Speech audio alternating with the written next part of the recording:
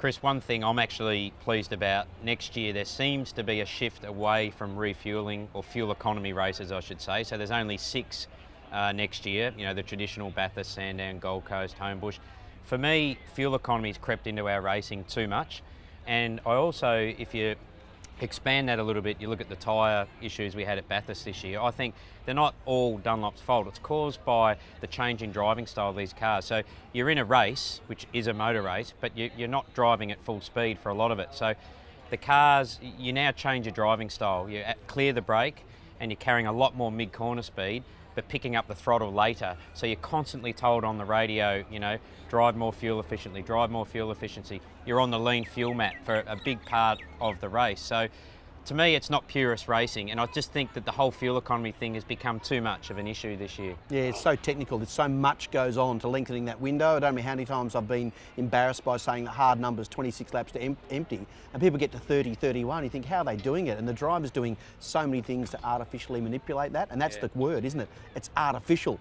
By removing that artificial that component goes all together and it goes back to what is purist racing. I'm happy there's only going to be 6 races next year that are going to be fuel races, the rest of them no fuel whatsoever. Well, I think it puts, I suppose on the other side, it puts an emphasis back on 2 people, the engine builder, you know, to try and make a fuel efficient engine, and the strategy or the data acquisition guys that are monitoring it. And so that there is some more strategy involved, but do the fans really care about the fuel efficiency and which engine's built more fuel efficient or which team's doing a better job? I think they just want to see guys race 100% throttle as quick as they can drive the car from green to checker, and I'd like to see it head more in that direction. And the cost factor, people have been torching engines with regular monotony, and that's just too expensive. The sport doesn't need that. Yeah, so let's get back to what we think next year. Those main races, sure, the big co-driver races, etc., where you clearly need to refuel.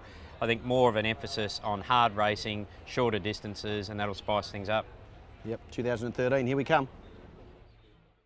I believe so. Fuel economy is something that manufacturers talk about when they sell Nissan Micras and Holden Barinas, not V8 Supercars. I mean, we're out there to hold the throttle wide open and go fast, and there's nothing more frustrating than driving up the straights half throttle.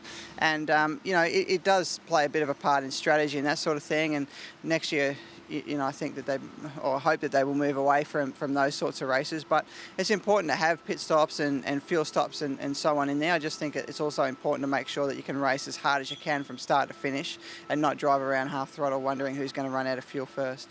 No, I don't think so. I think the fuel economy races made some really interesting racing. You know, we've seen some of the best races this year, and although I hadn't agreed with when some of the safety cars came out, it did make it entertaining. You know, it is a bit of a lottery at times, but we are in the entertainment industry.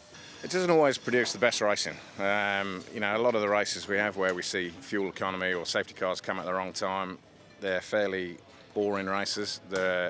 Everyone finishes because everyone's driving around 95%. They're not pushing the car and the tyre or the strategies to the maximum. So as a team challenge, we'd rather we don't end up in these boring situations. So at some point they're going to come in some of the races. That's just the way, the nature of the beast. But hopefully we can get away from having a predictable category or a sport that the TV viewers turn off to. We don't want that. We want some exciting racing, different car speeds at different time.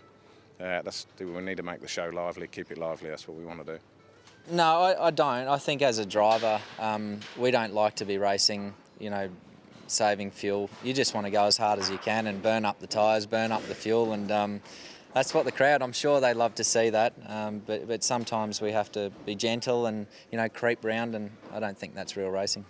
If we remove the fuel trim switch, I think that would be a pretty good step in that direction, and possibly take away you know, some of the refuelling from some of the events. You know, at the moment it becomes a little bit too critical to have the best fuel economy out there. You know, if you get rid of the trim switch and maybe put a lambda number in the engine where everyone's running the same fuel figure, you're not going to melt motors down, but you're still going to make the driver make the difference. So I think you still need the driver to be able to manage his fuel, but take it out of the engineer's hands. Well, I think the fuel economy races have come about because of the mixed tyre races. You know, generally when you're on the hard tyre, it's just about getting off the hard tyre as soon as you can. So that makes you stretch the fuel economy. So, yeah, for me, that's why we have the fuel economy races.